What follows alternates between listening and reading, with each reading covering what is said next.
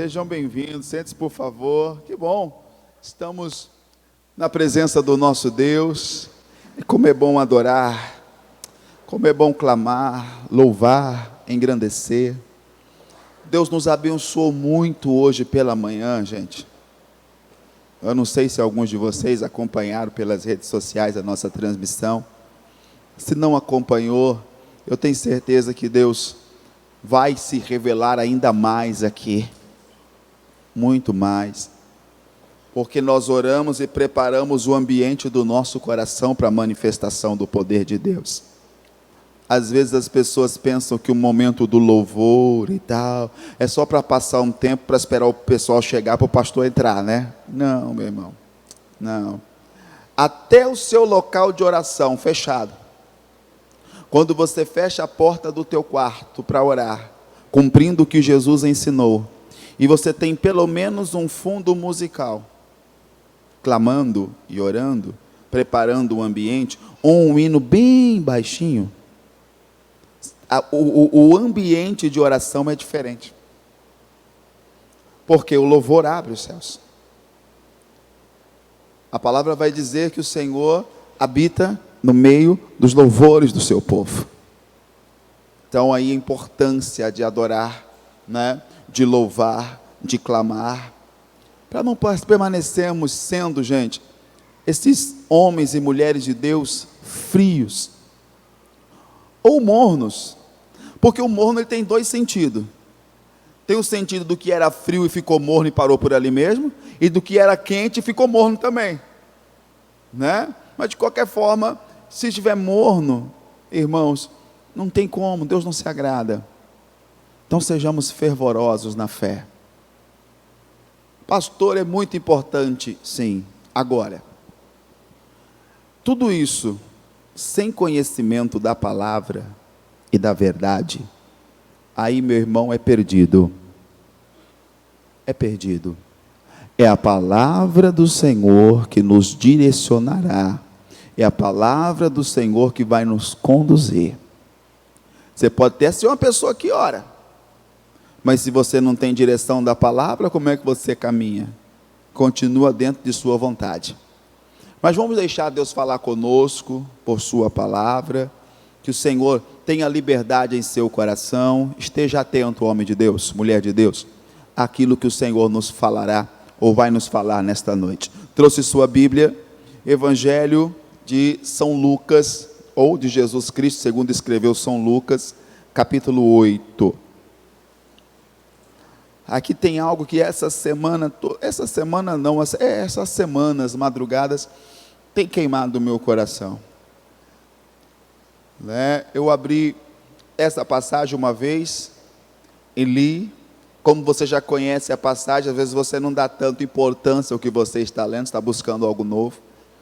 E passou e orei aquela noite. Na outra noite eu orei em outro lugar, né? Uma noite no quarto, outra noite no altar da igreja. E aí eu peguei uma outra Bíblia. Eu tenho uma Bíblia no quarto, uma Bíblia no altar da igreja, uma Bíblia em todo lugar tem uma Bíblia.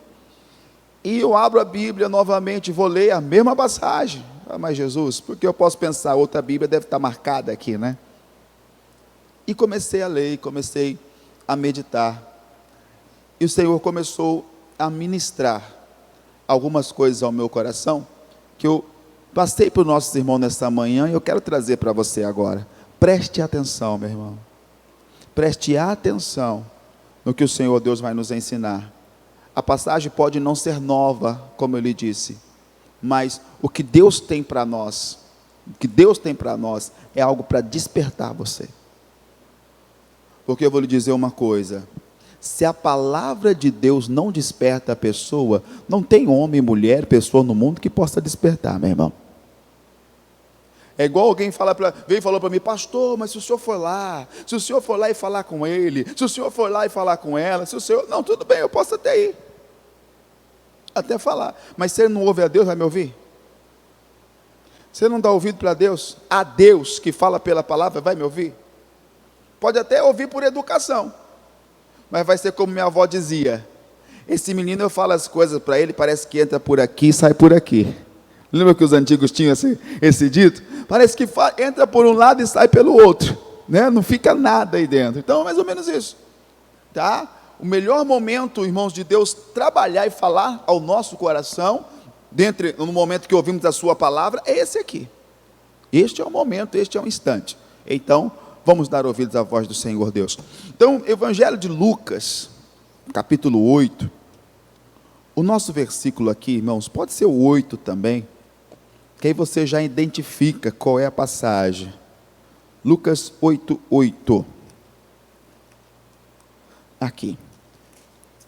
Vai dizer o seguinte: e outra caiu em boa terra, né? Esse versículo seria o final da mensagem. Mas vou começar pelo versículo final, depois eu termino nesse versículo aqui, tá bom? E outra caiu em boa terra, e nascida produziu fruto, 100 por um. Dizendo ele estas coisas, clamava: quem tem ouvido para ouvir, que ouça. 9. E os discípulos interrogaram, dizendo: que parábola é esta? E ele disse: a vós vos é dado conhecer dos mistérios do reino de Deus, mas aos outros por parábolas, para que vendo não vejam, ouvindo não entendam. Né? Presta atenção aqui, irmãos. Aqui Jesus estava explicando, falando para as pessoas a respeito da parábola do semeador, dizendo que um semeador saiu a semear, e o que ele semeava era semente. Todos nós sabemos, então, na interpretação da parábola que Jesus dá, que a semente é a palavra de Deus. E aí os discípulos, depois de terem ouvido Jesus falar por parábolas aos judeus e aos fariseus que por ali estavam, a Bíblia vai dizer que eles interrogam Jesus acerca dessa parábola, e dizem o seguinte: Senhor, o que quer dizer essa parábola? E Jesus olha para os discípulos e fala assim: a vocês vos é dado o conhecer os mistérios do reino de Deus. Então Jesus para e explica para os seus discípulos o que significa cada frase daquela parábola. Porque, irmãos, havia uma comunhão muito grande entre mestre e discípulo. Porque quando o mestre parava para ensinar, a Bíblia vai dizer que os discípulos assentavam ao seu pé. Eles se assentavam para ouvir. Aí você vai entender então a diferença entre Marta e Maria, irmãs de Lázaro. Que Marta até mais ou menos ouvia, mas fazendo um tanto de coisa. Sempre afadigada, com tantas coisas a fazer. E Maria fez o quê? Assentou-se aos pés de Jesus. Maria era discípula. E o que o Senhor quer de mim, de você hoje, não é que sejamos frequentadores de igreja. Ah, pastor, é muito bom a igreja cheia. Sim, é muito bom a igreja cheia.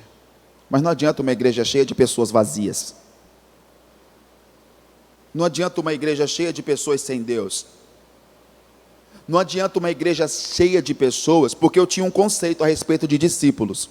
Eu dizia muito antes: discípulos são seguidores. Mas hoje, seguidores as pessoas têm na rede social, é verdade? É ou não é? A pessoa tem no Instagram seguidores, tem no Facebook e tantas outras redes sociais. Ele tem seguidores. Então, seguidor não é discípulo. Discípulo, ele passa por uma prova. O discípulo passa por uma prova. Aí, você pode observar, por exemplo, João 8:31, Jesus vai dizer assim, ó: e dizia Jesus aos judeus que acreditavam nele: se vocês permanecerem nos meus ensinamentos, mandamentos, na minha palavra, verdadeiramente serão os meus discípulos. Então, quem é discípulo? É aquele que permanece no ensino da palavra. Outra coisa que Jesus disse, né? Eu deveria ter dito antes, mas tudo bem. Vão vocês por todo o mundo e façam discípulos de todas as nações, ensinando-os a guardar tudo que eu tenho ensinado. Então Jesus mandou fazer o quê? Discípulos. O discípulo é aquele que permanece no ensino da palavra. Ah, pastor, então eu sou um discípulo porque eu permaneci no ensino. Espera aí, deixa eu te mostrar um caminho do ensino. Vamos supor que você veio hoje à igreja e você recebeu um ensino sobre um fruto do Espírito, por exemplo, que é a paciência. E você entende então que eu preciso produzir o Espírito do Senhor em mim tem que produzir o fruto de paciência. Aí você entendeu a mensagem, entendi. Então eu preciso permanecer nesse ensino. Aí o que vai acontecer? Vem a prova do discipulado. O que é isso, pastor? Vão aparecer pessoas à sua volta, perto de você, que vão fazer de tudo para acabar com a sua paciência.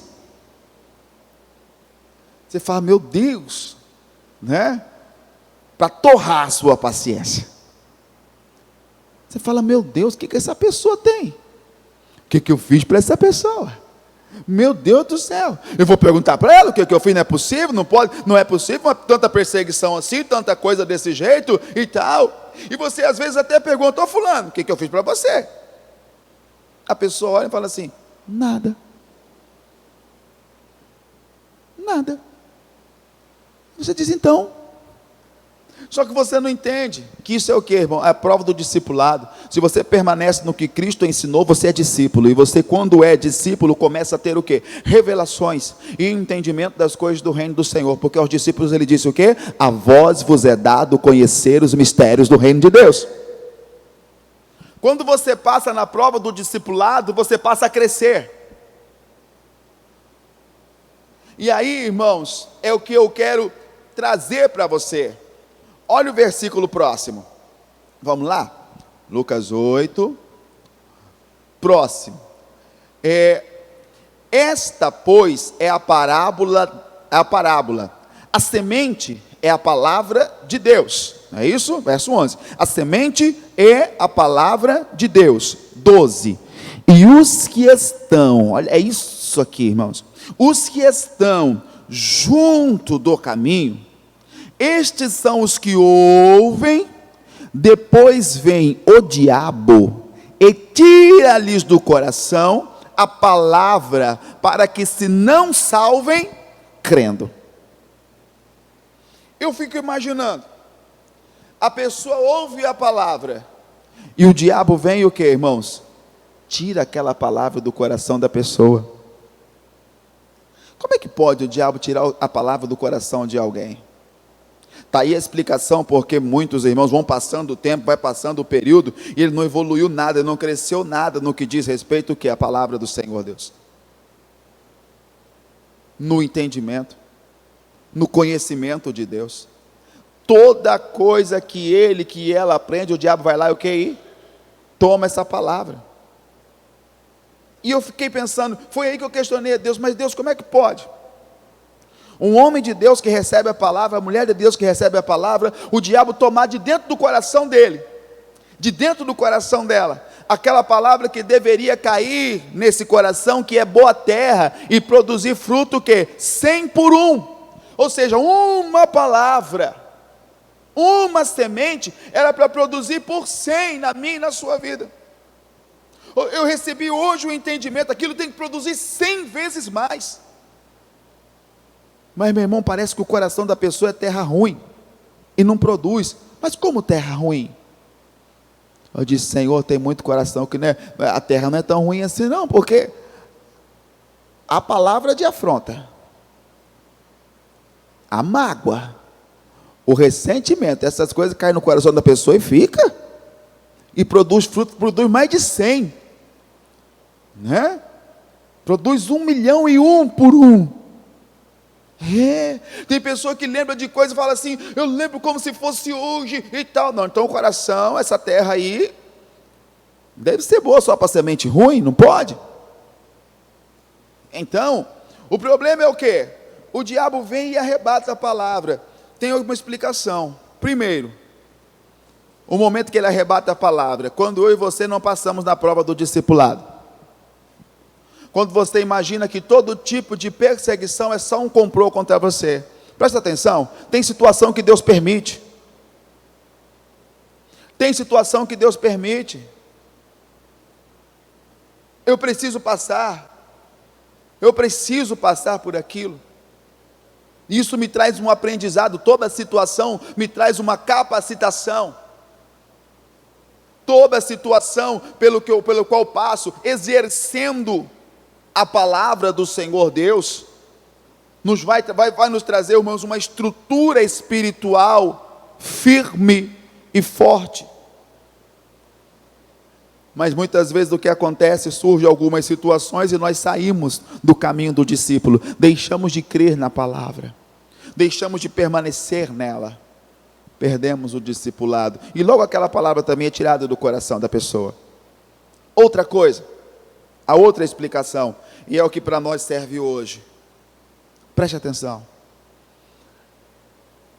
Geralmente, o que é precioso para você, você guarda num local bem guardado. É ou não é? Sim ou não? Eu não sei, eu não vou nem perguntar, mas algumas pessoas têm algumas coisas de valor. E o que você faz com as coisas de valor? Deixa jogado no meio da casa, para a criança pegar, jogar na parede, jogar no negócio, rasgar e tal. Geralmente o que é de valor está o quê? Bem guardado. Está bem guardado. Quer ver um exemplo? Eu vou falar uma coisa aqui, irmãs, mas ainda bem que tem distanciamento, não dá para dar uma cotovelada nele, né? Mas tudo bem, vamos lá. Presta atenção. É igual aquele marido, que hoje ele é marido, mas ele não cresceu, ele não desenvolveu, ele está meio parado no tempo. Ele chega em casa, ele não desamarra, não faz assim, ó.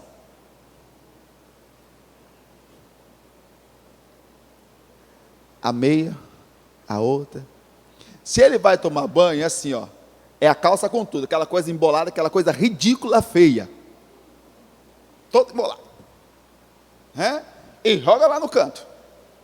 Quando ele está na casa da mãe, o que a mãe faz? Feliz Dia das Mães, viu, mães? A mãe sai. Alguns casos e fala assim, a esposa é a mãe, ela vai sair o quê? Catando as coisas. Ridículo isso, meu irmão, pelo amor de Deus. Mas tudo bem. Por que ele consegue deixar essas coisas do lado? Porque ele não vai usar mais aquilo naquela hora. Quer ver um exemplo dentro disso? No dia que ele recebe a carteira dele, a senhora encontra jogada assim? O cartão de crédito, a senhora encontra assim? Vou mais longe. O celular dele. Pastor, o celular até acho, mas tem até cadeado assim, tem um cadeado lá de fora assim, trancado, que ninguém abre, ninguém vê. Ué, tem alguma coisa muito preciosa ali sendo guardada? Tem alguma coisa muito preciosa ali que ninguém pode ver, ninguém pode saber? Irmão, eu tenho um celular, ele tem uma senha, meu celular, para não ficar aquela coisa desbloqueada, mas o meu filho tem, minha filha tem, minha esposa tem. Aliás, às vezes eu chego, meu celular está meio... não tem esse problema, porque está lá. É nosso, é da comunidade, é da família, tá? É da comunidade. Antes era o meu só que tinha, que fazia ligação, né? O resto era tudo só com cartão e tal. Eu peguei um planozinho de família e tal, só o resto que eu não coloquei. O resto vai casar também, tem que se virar, né? Se vira com o celular dele para lá, né? Mas aí o meu, da Dona Mari e da Stephanie, agora tem um plano de família, então cada um pode fazer a ligação do seu. Mas, gente, não tem. Se tem alguma coisa guardada ali, se tem algo ali guardado que não pode ver, porque para a pessoa é muito precioso. Ou o celular dela. Né? Ou o celular dela. Não mexo no meu celular. Mas a questão é o seguinte. Você foi só Mas para você não perder o foco, o que é precioso, o que tem valor, geralmente se guarda como? Bem guardado. E aí a pergunta que o Espírito do Senhor nos faz hoje é: que valor tem a palavra de Deus para você? E não se apresse em dizer, pastor, ela é muito preciosa. Não adianta responder para mim assim, que eu vou acreditar em você. Só que Deus te conhece melhor do que eu. Deus vê o que eu não vejo. Tá? Qual o valor da palavra? Porque eu entendo que se o diabo pode entrar no coração da pessoa e roubar uma palavra, é porque aquilo estava em qualquer lugar, de qualquer jeito. Porque alguém pode, por exemplo, entrar na sua casa, alguém que ganhou a sua confiança, ficar por ali, olhar e tal, esse negocinho aqui, e ir embora. E depois você fala, gente, aquele negocinho estava aqui, tão bonitinho que eu tinha comprado, sumiu e tal. Fazer o quê, né? Não tinha tanto. Mas essa mesma pessoa de confiança, ela não vai entrar na sua casa, abrir o seu guarda-roupa, vai mexer naquela caixa que está lá em cima, que tem cadeadinho, que tem tudo. Não fui na sua casa não, tá? Não vai. Então, ainda que, irmãos, alguém tivesse acesso, não mexeria nas coisas que estão bem guardadas. Então, o que o Senhor estava me levando a entender? O problema é que as pessoas não estão guardando bem a palavra. Salmo 119, 11, o que o salmista Davi vai dizer? Eu guardei, eu escondi a tua palavra no meu, para eu não pecar contra ti. O que eu fiz com a sua palavra? Eu escondi.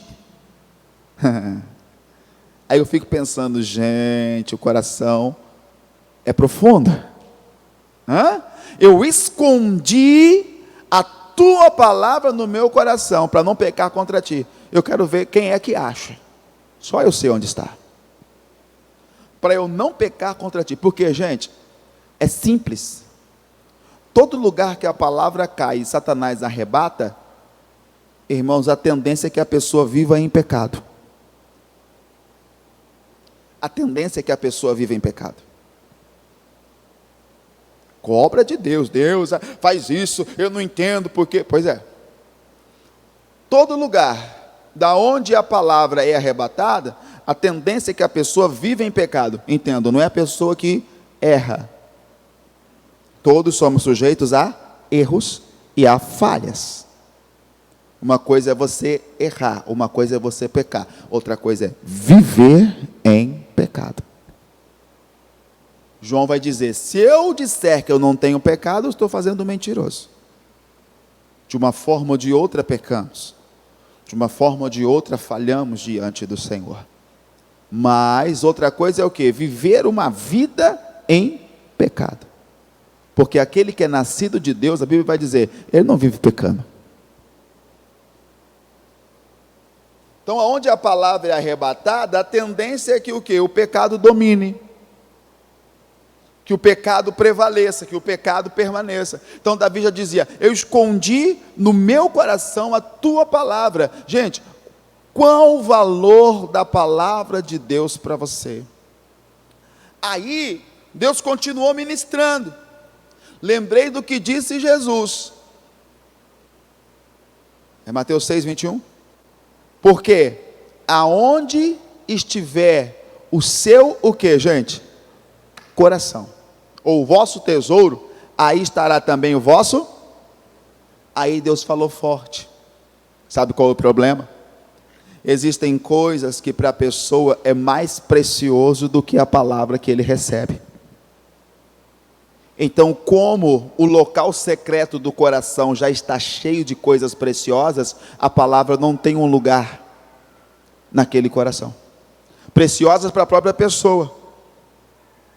Preciosas para a própria pessoa. Aí a palavra ela não tem como cair em um lugar o que é fértil. Tá? Porque é igual quem planta. Tem a parte fértil do solo. E tem a parte onde a semente muitas vezes é lançada, na beira ela vai morrer. Ali não vai produzir. Mas aonde a terra foi preparada, a semente vai produzir e vai crescer. Então o que acontece? O lugar no nosso coração, onde a palavra do Senhor deveria estar, ele está ocupado. Existem outros tesouros, ou coisas de maior valor para nós. Vou te dar alguns exemplos aqui. O que seria de maior valor para nós? Você lembra o caso do Saul? Lembra quem foi Saul? Saul foi o primeiro rei de Israel. Um dia Deus lhe dá uma palavra através do profeta. vai a Amaleque e destrói totalmente todos os amalequitas. Tudo, não quero animal, tudo que ele tiver, não quero nada daquele lugar. Destrói totalmente. Essa era a direção de Deus para Saul. Só que no meio do caminho, o Saul foi indo, quando ele chega em Amaleque, ele já tinha uma outra palavra em seu coração, que era o quê? Poupa os bois, poupa as ovelhas, poupa o que você achar que é necessário, e mais, poupe também o Agag, o rei dos amalequitas, porque agora ele poderia no auge, né, do seu reinado, entrar com o maior dos inimigos de guerra, preso a uma corda, amarrado ao seu cavalo, amarrado ali ao seu cavalo, e ele viria puxando o Agag. Imagina ele entrando pelas ruas do seu povo, da sua cidade, do seu reino, arrastando um dos maiores inimigos pela rua. O que diria o povo? Oh, nós temos um grande rei. Então para Saul era mais importante ser visto pelo povo, ovacionado pelas pessoas, do que agradar o Senhor Deus. Ele tinha um outro tesouro em seu coração mais importante. Resultado, a palavra que foi lançada não teve para ele tanto valor. Era mais importante para ele honrar a coroa, porque era de ouro, do que honrar a coroa, que era a própria palavra de Deus. Então por aí você vai começando a entender o que seria para nós um tesouro, que é aquilo do qual você não quer abrir mão de forma alguma. Eu quero sim a palavra, eu recebo, eu vou à igreja, eu ouço, eu leio a Bíblia, eu oro, mas quando a palavra de Deus fala no profundo, eu deixo ela do lado ali, eu deixo ela no cantinho. Eu sei que Deus está falando comigo, mas eu deixo ela no cantinho. Daqui a pouco passa tudo aquilo que eu ouvi, sabe por quê? Porque Satanás já está arrebatando essa palavra. E eu vou dizer para você algo aqui, meu irmão. Tem muita gente perdendo a batalha. A palavra que Oséias dá, ela é tão abrangente, que muitas vezes você não entende, né? Eu vou lhe explicar. Oséias vai dizer assim, 4:6. O meu povo sofre ou está sendo destruído porque lhe faltou o quê? Conhecimento. E porque rejeitaste o conhecimento, também eu o quê? Te rejeitarei. Presta atenção. Quando você lê isso, e eu sei que faz tempo que você já lê isso, quando o pastor começa a falar, o meu povo sofre, todo mundo já fala, porque falta o entendimento. Todo mundo já conhece. Mas de que entendimento o senhor está falando? Qual conhecimento Deus está falando? Qual o conhecimento? Pastor, conhecimento da palavra. Mas espera aqui, você não tem o conhecimento da palavra? Quanto tempo você está na igreja? Quanto tempo você frequenta cultos? Quanto tempo você ouve? Será que está te faltando o conhecimento da palavra? Porque a minha fé, ela não precisa ser enorme para causar efeito. Se ela for pequena como um grão de mostarda, Jesus disse que é o suficiente para transportar montes. Ok? Então, entenda, qual conhecimento está me faltando? Às vezes você conhece uma medida necessária de Deus, só que você não conhece as estratégias do seu inimigo. Porque quem é que rouba a semente? Quem é que rouba a semente? O Satanás, né? O lapeta. É lá. Cá não. Lá. Lapeta. Não cá. Cá não. Lá. Mas veja, é ele que rouba a semente. É ele que vem e rouba. Puxa, como o inimigo consegue roubar? O problema é que você não tem procurado saber muito acerca de como age Satanás. Algumas pessoas acham ser desnecessário. Tem igreja que diz, não, se você não mexe com ele, ele não mexe comigo. Não, então fica em aliança com ele aí. Fica em aliança com ele, leva para você, deixa ele lá dentro, porque aqui eu não quero. Aqui eu não aceito. Aqui eu não aceito. É pessoa que fica desesperada quando o pastor começa a orar forte, né?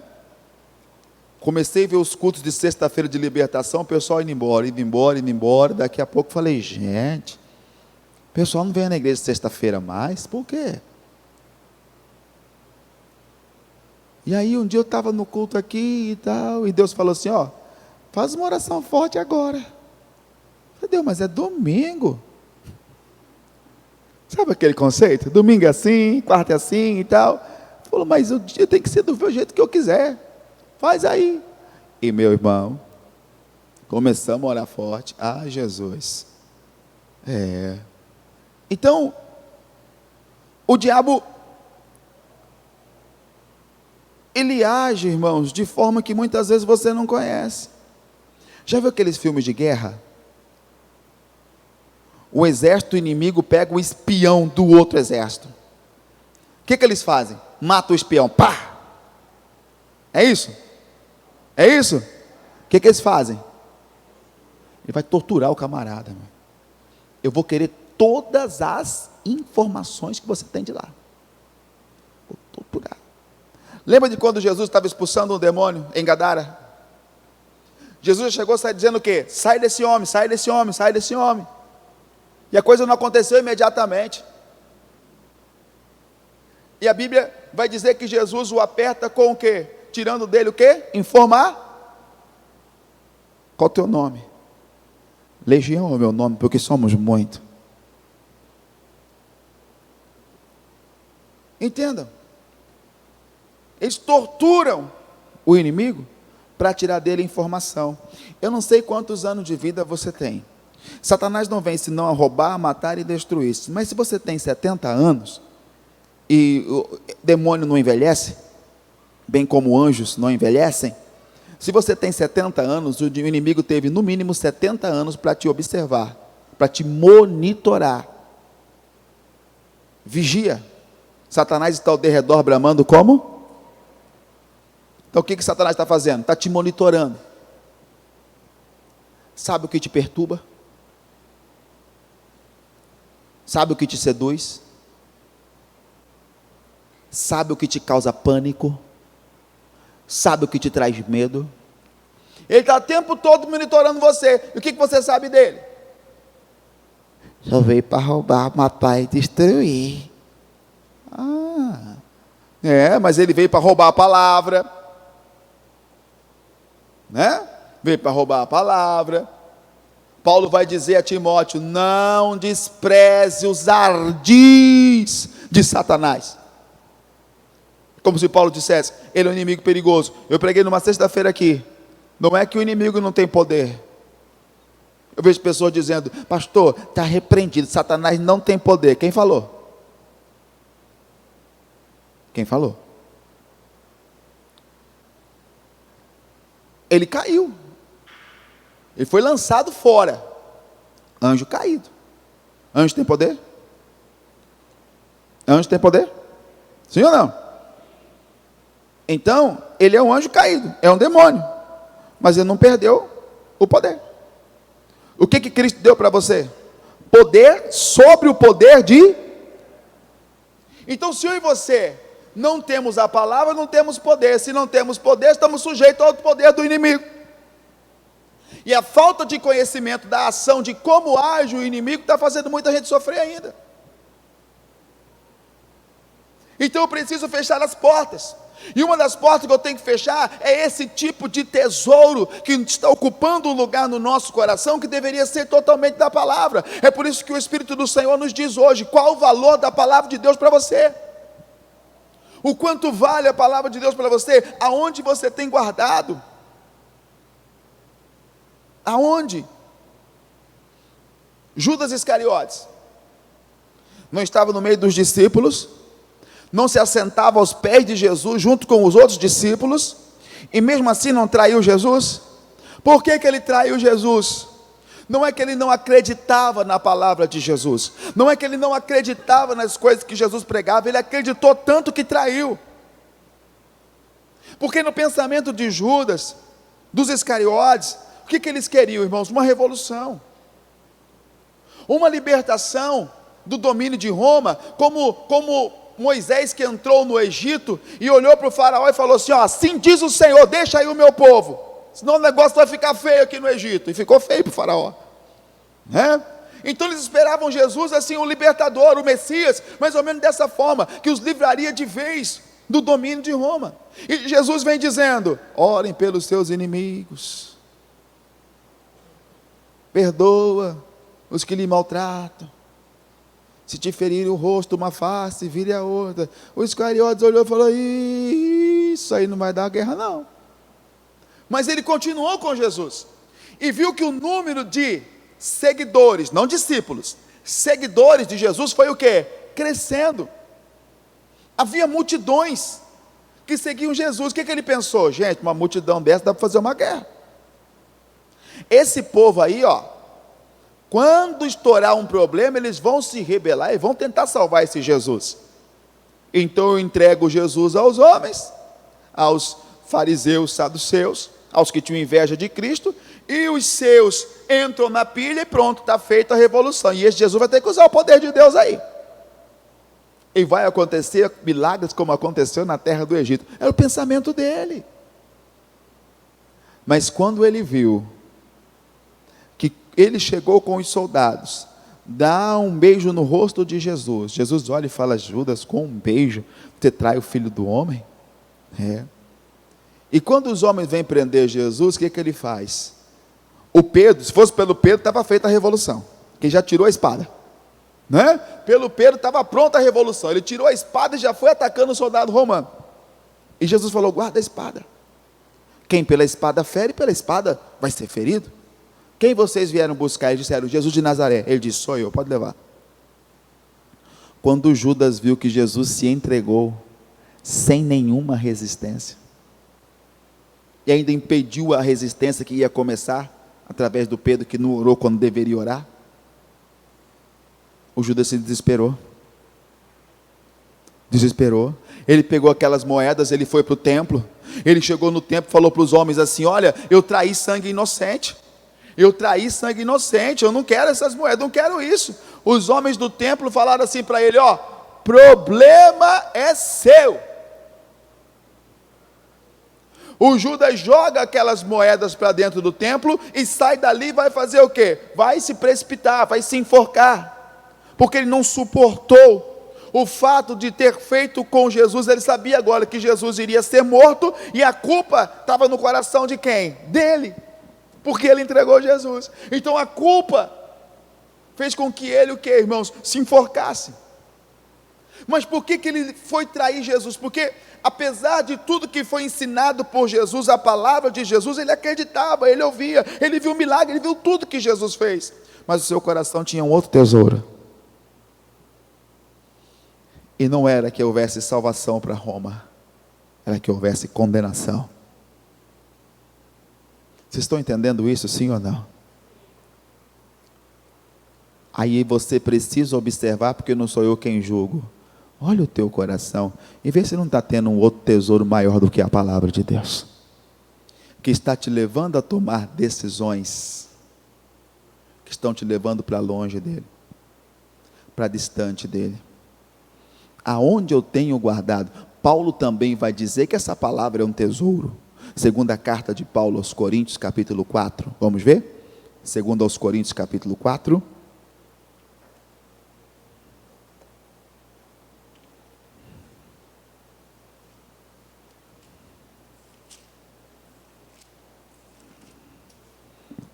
Versículo 3.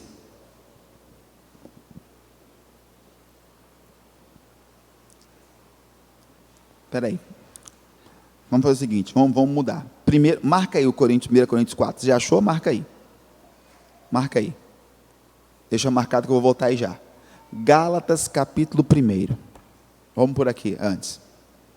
Vou marcar aqui o 2 Coríntios 4. Vou a Gálatas. É umas páginas à frente aí na sua Bíblia. Capítulo 1.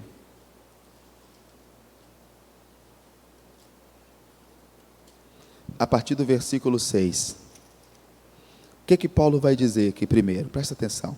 1:6. Ele está dizendo aqui, ó: maravilho-me. A sua tradução, ou a NVI, vai dizer assim: admiro-me. Eu estou muito admirado de que tão depressa passasses daquele que vos chamou a graça de Cristo para um outro evangelho, o qual não é outro, mas há alguns que vos inquietam e querem transtornar o evangelho de... Quando a pessoa tem um tesouro no seu coração, ele transtorna o evangelho, porque ele quer transformar o evangelho à sua vontade, ele quer transformar o evangelho ao seu querer.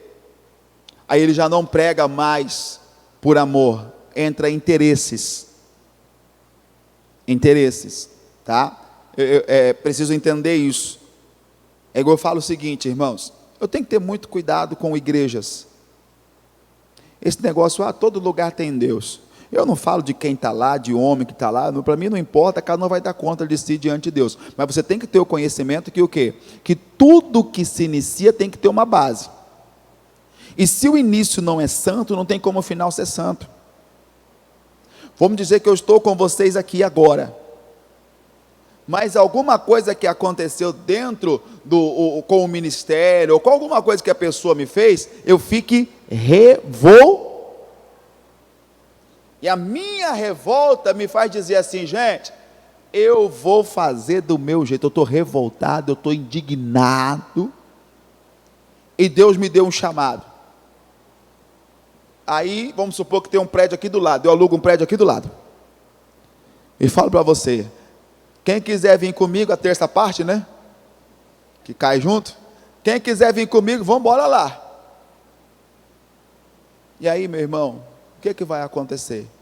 Outras pessoas podem até vir mais tarde, dizendo o quê? Não, mas a igreja é de Deus. Espera aí, qual foi o início dela? Rebelião. Aí você vai para a Bíblia: rebelião é como pecado de feitiçaria. Então eu preciso saber com que, até música, pastor, é porque eu gosto da música fulana, da música ciclana. Com qual objetivo aquela pessoa escreveu aquela música? Porque a questão não é, né, a música apenas, é o autor, o escritor. Com qual objetivo ele escreveu aquilo? Fazer você chorar, fazer você sofrer, fazer você ficar voltando a sua vida para as coisas imundas e indecentes. Então tem tudo isso que eu e você temos que observar. Eu vejo alguns cristãos dizendo: mas tem umas músicas aí, pastor, do meio secular, que é muito melhor do que a gospel, por causa daquilo e daquilo, e tem aquela palavra assim. Para com isso, você não sabe o que o escritor diz. Tem muitas frases bonitas que você diz aí, que a origem daquilo é o que, irmãos? É de Satanás.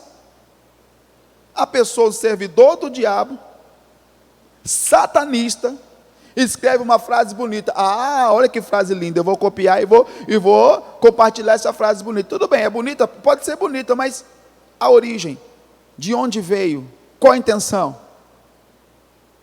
Não é de trazer algo bom. É isso que eu preciso saber. Então o que a pessoa faz? Ele transforma o que é de Deus naquilo que é da sua vontade. Ele olha e fala assim: gente, para com isso, Deus é amor. Deus é amor. Então, se Deus é amor, Deus não está preocupado com isso ou com aquilo. Sim, Ele é amor, mas a base do seu trono é a justiça.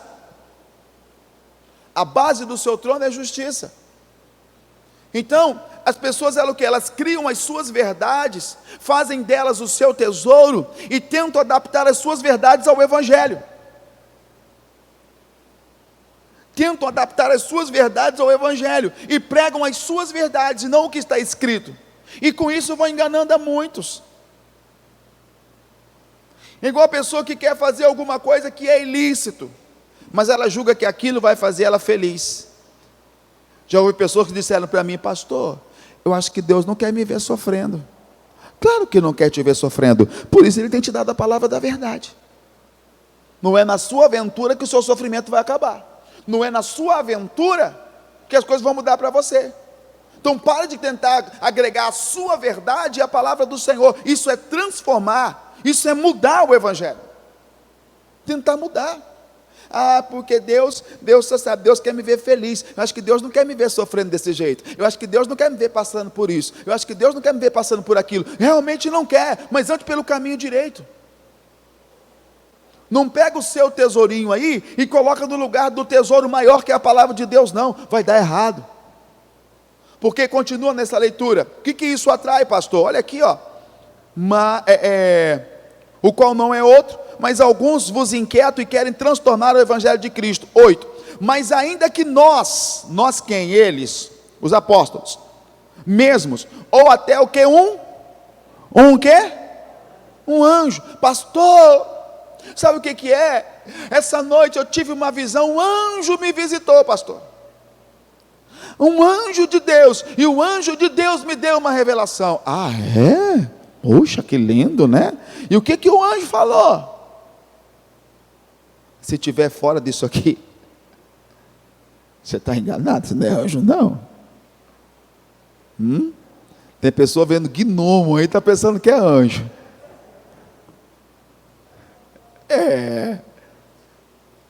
Ainda que nós, ou um anjo do céu, vos anuncie o quê? Um outro evangelho, além do que já tenho anunciado, seja o que, gente?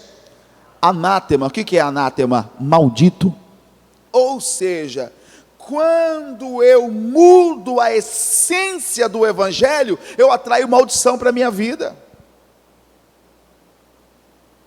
Daí então o entendimento. Tem lugar que você pensa assim, não, aqui é bênção. Não é, maldição. Pelo início, pelo princípio, pela forma, pela maneira. Não, pastor, sabe o que é? Eu fiz isso para me realizar. Eu preciso me realizar como homem, preciso me realizar como mulher, eu preciso me realizar como empresário, como empresária, como pessoa, como isso, como aquilo. Eu preciso me realizar de alguma forma. Tudo bem, Deus tem o caminho da realização para você. Tudo que você precisa está em Cristo. Tudo que você necessita está em Deus. Eu não preciso, irmãos, tentar encaixar as minhas verdades ao evangelho. Eu não preciso tentar encaixar as minhas verdades à palavra do Senhor.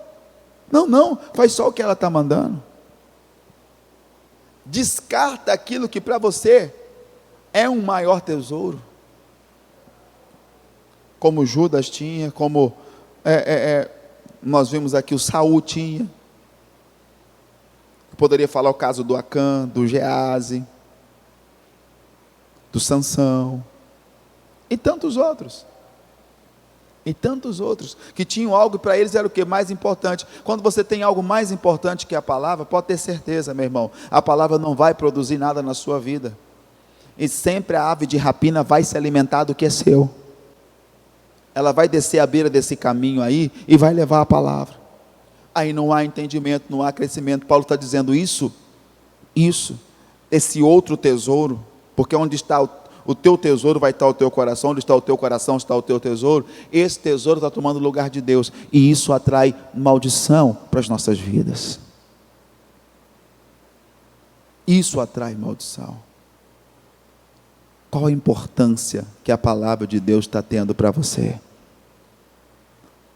Você teve a opção de permanecer no ensino da palavra e a de deixá-la. O que você escolheu? Ah, pastor, pode ter 1001 justificativa. Tantas justificativas. Puxa, pastor, só sabe, são as situações da vida, são as circunstâncias, são as coisas que acontecem, são as coisas que eu passo, são as situações que eu passei, tudo isso. Então acabou que aconteceu isso. Ah, não, tudo bem. Judas Iscariotes podia dar 1001 justificativa. Saul podia dar 1001 e 1002. Acã, 1300. Sansão, 2900. Mas a sua justificativa não livrou nenhum desses homens. O que dizer de Ló, que perdeu sua esposa em Sodoma? Por quê? Por causa daquilo que era precioso para ele. O que era precioso para ele? As riquezas que ele tinha alcançado. E onde foi que ele alcançou as riquezas que ele tinha? Se não foi ao lado de Abraão.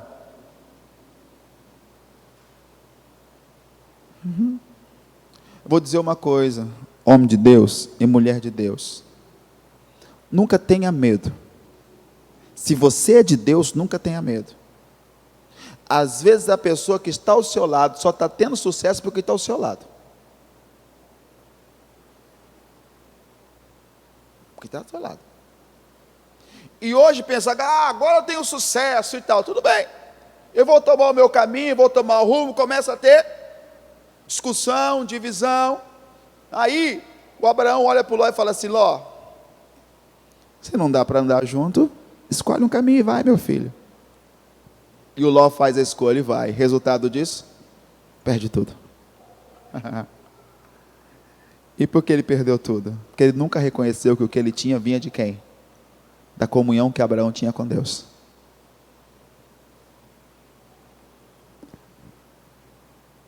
Você pode até não perceber isso, mas tem lugar que você trabalha, isso não é para você ficar orgulhoso, é para que você saiba que Deus é com você, que só está produzindo o que você produz por causa da bênção de Deus na sua vida, que o dia que você deixar aquilo não é do mesmo jeito.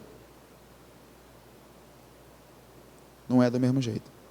Eu já tive casos de pessoas que, pastor, está acontecendo isso e isso, eu preciso, pastor, eu vou sair. Meu, ora a Deus, Deus vai te abrir uma porta. Deus abriu a porta e a pessoa saiu. Na função que aquele irmão trabalhava, tiveram que contratar 4 pessoas.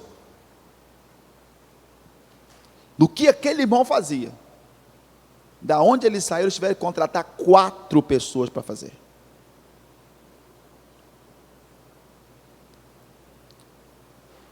Quando Jacó queria ir embora da casa de Labão, Labão falou: fica comigo, eu tenho visto que Deus tem me abençoado por amor de... Na casa do Potifar, o que Potifar falou a José? Tenho visto que Deus tem abençoado a minha casa por amor de você. Né? Então às vezes nós esquecemos de onde vem.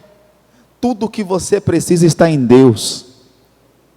O seu maior tesouro, o meu maior tesouro, o nosso maior tesouro tem que ser a palavra do Senhor, meu irmão. E o que eu tenho feito com ela, o que eu tenho feito, como eu estou usando a palavra, eu estou transformando, eu estou adequando ela às minhas verdades, estou fazendo com ela o que é perfeito aos meus próprios olhos. É um tesouro que o Senhor Deus nos deu. Você marcou 2 Coríntios 4? Vai até lá, por favor.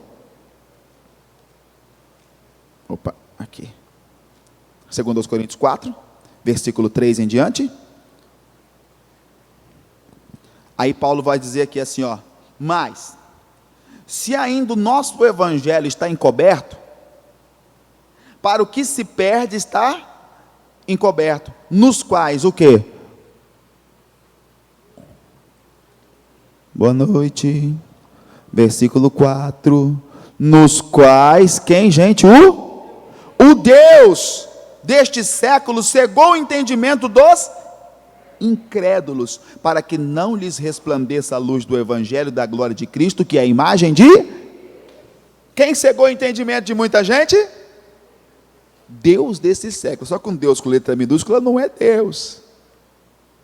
Quer você acredite ou não, meu irmão, o mundo jaz do maligno. Quer você creia ou não, as aves de rapina de Satanás estão aí, ó. Agora, cegou o entendimento dos incrédulos. Você pensa, pastor, o incrédulo está lá fora da igreja, o incrédulo está lá do mundo, o incrédulo está em tal lugar assim, assim. Sabe onde está o incrédulo?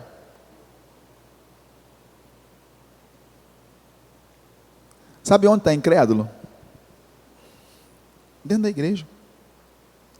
Ele está ali, mas não crê em nada. Não crê, porque se ele acredita, ele o quê? Ele obedece. Por exemplo, vou dar um caso aqui, Josué era crente. Por quê, pastor? Porque Deus falou para ele: ó, rapaz, você vai dar umas voltas na muralha de Jericó e depois você vai gritar, a muralha vai cair. Você já viu o muro cair no grito? Mas ele era crente. Ele deu a volta, chegou e gritou na porta de Jericó e o muro caiu. Ele é crente. E tem tantos outros que eu poderia dizer. Agora Deus fala conosco, nos ensina, irmão. Nós saímos daqui com uma palavra. Quando eu chego ali fora, eu estou reclamando da mesma coisa.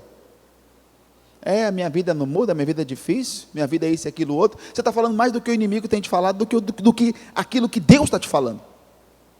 Dá mais atenção para aquilo que o inimigo diz do que para aquilo que Deus diz. Meu irmão, dá atenção à palavra. É lógico que vai haver essa resistência, essa luta, essa batalha, essa peleja. Vai existir. mas nós precisamos prevalecer sobre ela. Então Paulo vai dizer que cegou o entendimento dos incrédulos, para que não lhes resplandeça a luz do evangelho da glória de Cristo, que é o quê? A imagem de Deus. Por isso eu disse que Deus vai abrir olhos aos cegos hoje. Por isso eu disse que olhos seriam abertos hoje. Olhos aos cegos, espirituais e olhos naturais. Deus vai restaurar a visão. Deus vai restaurar a visão. E aí, irmãos, por quê? Porque não nos pregamos a nós mesmos, mas Cristo Jesus o Senhor. E nós mesmos somos os vossos servos por amor de Cristo Jesus. Porque Deus disse que das trevas resplandece a luz, e quem resplandeceu em nossos corações para a iluminação do conhecimento da glória de Cristo, na face de Jesus Cristo. 7, temos, porém, esse o que, gente? Tesouro. Então essa palavra é o quê? Essa palavra é temos esse tesouro em vasos de barro, para que a excelência do poder seja de Deus e não de vós. Por que Paulo chama eu e você de vaso de barro? Para que você entenda, porque tudo que essa palavra pode produzir é para deixar muita gente orgulhosa, gente. Tudo que essa palavra pode produzir é para deixar muita gente soberba, para deixar muita gente, meu Deus do céu, quando a pessoa descobre de fato e vive aquela fé, irmãos, não tem o que limita ela, não tem o que impede ela de crescer, não tem o que impede ela de avançar. Quando ela descobre aquilo, não tem o que vai atrapalhar. Satanás fica desesperado. Satanás fica desesperado. Aí você vai entender por que você chega na igreja, chega, oh, glória a Deus e aleluia, e tal, você senta no banco assim, puf. Que sono é esse dentro da igreja? Que luta é essa para ficar acordado? Para ficar acordada? Sim, Satanás quer lugar para tomar a palavra de você. Não, pastor, que eu estou cansado e tal, o dia todo. Mas e quando vem de manhã, dorme do mesmo jeito? Dorme de manhã, dorme à tarde, dorme à noite, na igreja. Aí em casa às vezes não tem sono. Em casa às vezes sofre de insônia. Aí você vai me dizer que não é espiritual? Meu irmãozinho, tem que conseguir entender as táticas do inimigo. E eu termino aqui, Efésios capítulo 3, nós vamos orar. Efésios capítulo 3. Versículo 14. Olha o que está dizendo aqui Paulo. Por esta causa, me ponho de joelho perante o Deus e os Pai de nosso Senhor Jesus Cristo, o qual toda a família no céu e na terra toma o nome, para que segundo as riquezas da sua glória, vos conceda que sejais o quê? Corroborados com poder pelo seu Espírito no homem interior. Ou seja, põe essa tradução na NVI para mim. Põe a NVI para mim, essa tradução. É a nova versão internacional. Esse versículo 16. Enquanto isso eu tomo uma aguinha. Pronto? O 15 vai dizer assim, 14. Por essa razão me coloco, ajoelho-me diante do Pai, do qual recebe o nome toda a família nos céus e na terra. 16. Ora, para que com as suas gloriosas riquezas, ele os fortaleça no íntimo. Ou seja, Paulo está orando o quê?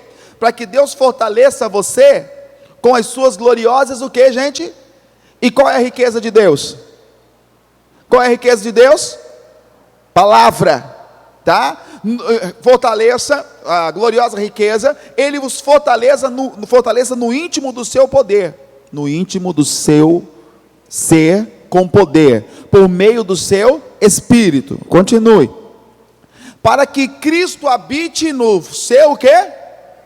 Ah, meu irmão. Ou Cristo habita no nosso coração, vai habitar outra coisa.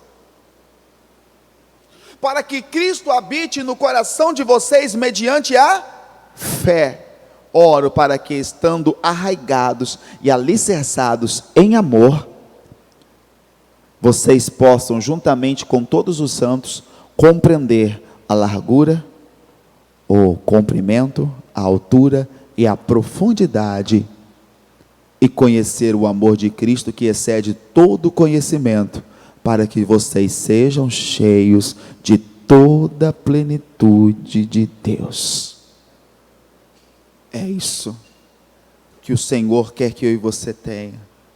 Por que eu não estou tendo conhecimento da altura, da largura, da profundidade, do conhecimento do amor de Deus? Porque, meu irmão, tem outros tesouros aí tomando conta.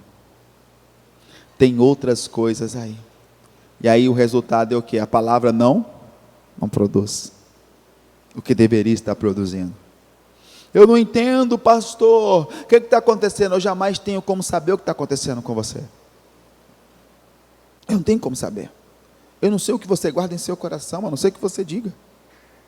Eu não sei o que você carrega em seu coração. Eu não sei quais são os tesouros particulares que você guarda. O que eu sei é que a palavra tem que ter lugar para produzir. O que eu sei é que a terra tem que ser boa para a palavra dar fruto. O que nós sabemos é isso.